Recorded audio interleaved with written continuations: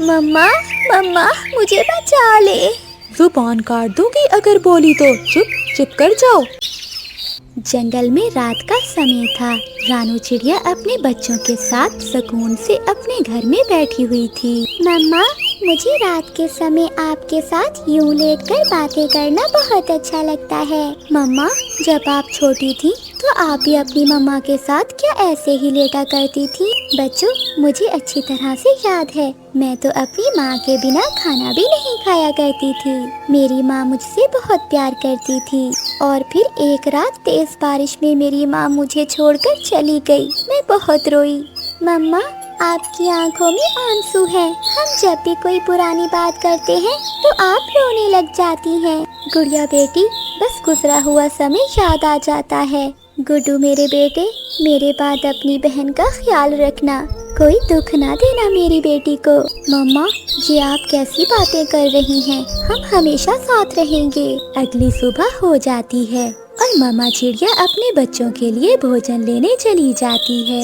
मिल गया, मुझे मेरे बच्चों के लिए मीठा फल मिल गया। मेरे बच्चे मीठा फल देखकर बहुत खुश होंगे। रानू चिड़िया वो मीठा फल लेकर अभी उड़ी ही थी कि पीछे से एक जालिम चील आ जाती है जो मामा चिड़िया पर हमला कर देती है। लड़ाई शुरू होती है। झाड़ियों में बैठा कालू कौवा ये सब देख रहा था, मगर वो डर जाता है। वो कैसे ताकतवर चील का मुकाबला कर सकता था?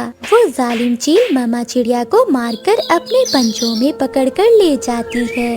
बच्चों मैंने अपनी आँखों से देखा है, आपकी मम्मा को वो जालिम चील खा गई है। वो बच्चे रोने लग जाते हैं। कालू अंकल मेरी मम्मा तो अभी अभी हमारे लिए भोजन लेने गई थी।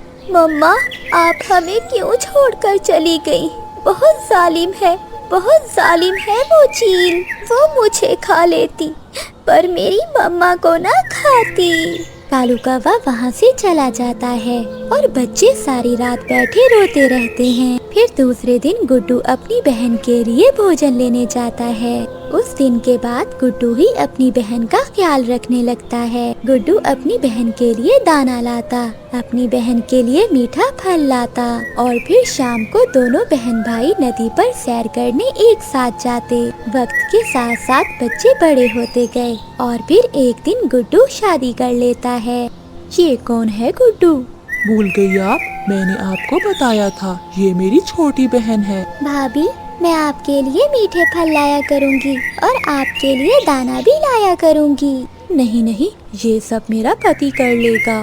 टीना मैं अपनी बहन से बहुत प्यार करता हूँ, आप इसे माँ का प्यार देना। क्या माँ? मैं तो अभी खुद छोटी हूँ। दूसरे दिन गुड्डू जब घर से बाहर जाता है तो गौरी कभी गुड्डू के घर आती है। कहाँ है तुम्हारी नंद? वो तो अभी सोई हुई है।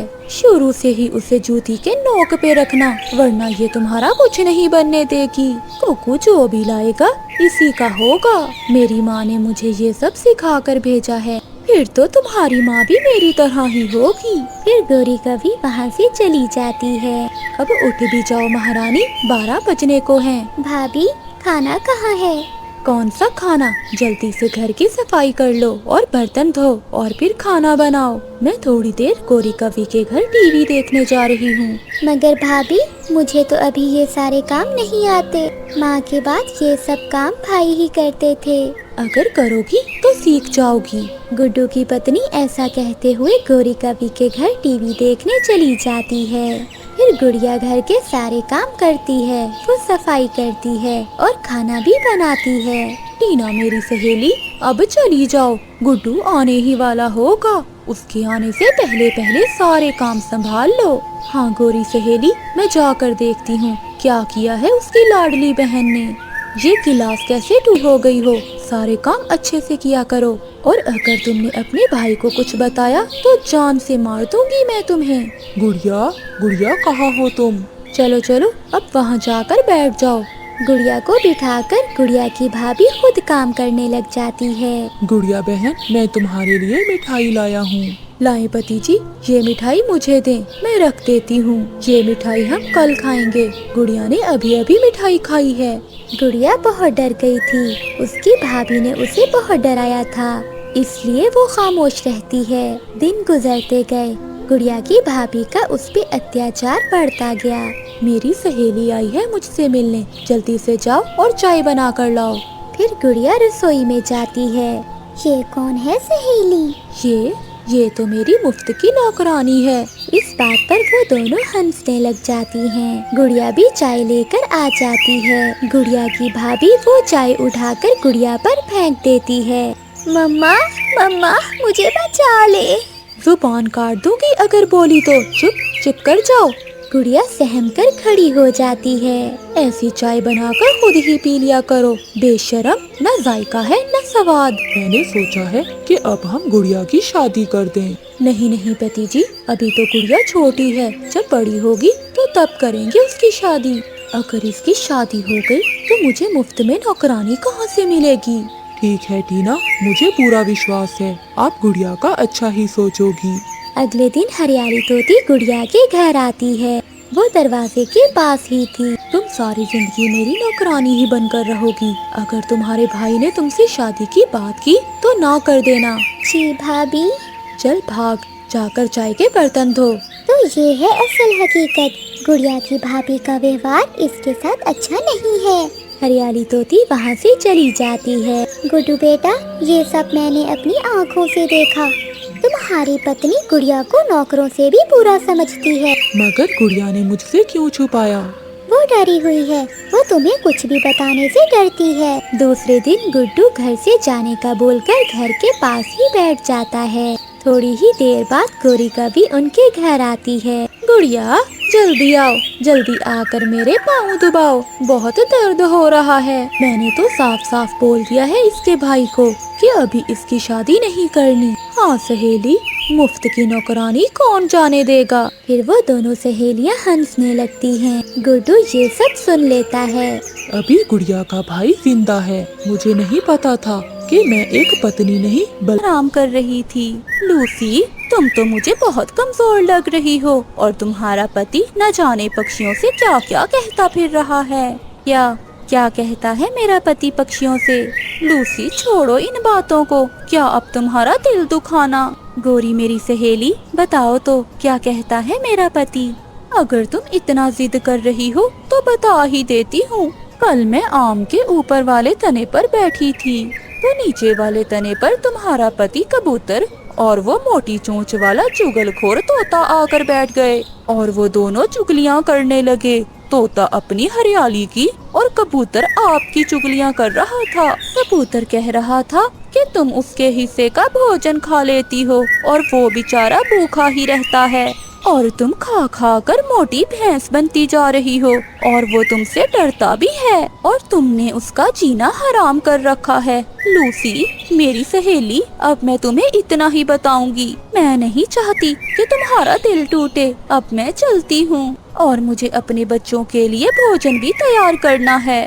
फिर गौरिका भी खूब मिर्च मसाला लगाकर वहाँ से चली जाती है। शाम को कबूतर के घर से खूब लड़ाई झगड़े की आवाजें आती हैं। जंगल के सभी पक्षी कबूतर के घर के पास बैठे उनकी लड़ाई सुन रहे थे। तुम्हारी माँ मोटी होगी, तुम्हारी बहन मोटी होगी, तुम्हारा सारा खानदान मोटा होगा। लूसी, चुप कर जाओ। अब मेरा गुस्सा बर्दाश्त से ज्यादा होता जा रहा है। ऐसा ना हो कि मैं तुम्हें घर से निकाल दूं। हाँ, निकाल दो और ले आओ कोई अपनी स्मार्ट महबूबा। बाहर बैठी गौरिका के दिल में तो लड्डू फूट रहे थे। वो कबूतर और कबूतरी की लड़ाई को बहुत एंजॉय कर रही थी। अगले दिन गौरिका भी बैठी कुछ और ही सोच रही थी। कल तो उस कबूतर और कबूतरी में लड़ाई देखकर मजा ही आ गया। आज मैं चिड़िया के पास जाती हूँ। बड़ा प्यार है उन दोनों पति पत्नी में। आज तो उनके दरमियान लड़ाई टलवा कर ही रहूंगी। फिर गौरिका भी चिड़िया के घर जाती है। चिड़िया, आज मैं तुमसे एक बात करने आई हूँ। बात तो परेशानी की है मगर तुम्हें बर्दाश्त करना होगा। गौरी बहन, क्या हुआ? जल्दी बताएं, मेरे दिल की धड़कन तो तेज हो गई है। कल मैं अपनी माँ के जंगल गई थी। मेरी माँ ने बताया कि तुम्हारा पति रोज उस जंगल में आता है। उसका चक्कर चल रहा है किसी चिड़िया से और तो और वो कुछ दिनों में शादी करने वाले हैं।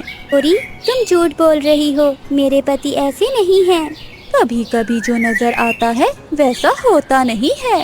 ऐसा कहते हुए गौरी कवि वहाँ से चली जाती है। ये गौरी कवि बहुत फसादन है, ये जरूर मेरे घर में फसाद डलवाना चाहती होगी। मुझे पहले अपने पति को आजमाना होगा, फिर ही मैं उनसे बात करूँगी। फिर रानू चिड़िया एक चिट्ठी लिखती है और उसे रखकर खुद एक कमरे में छुपकर बैठ जाती है। थोड़ी देर बाद उसका पति भी आ जाता है।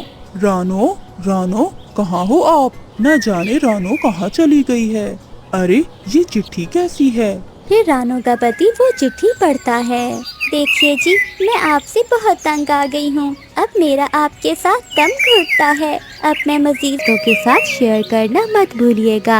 आपका धन्यवाद।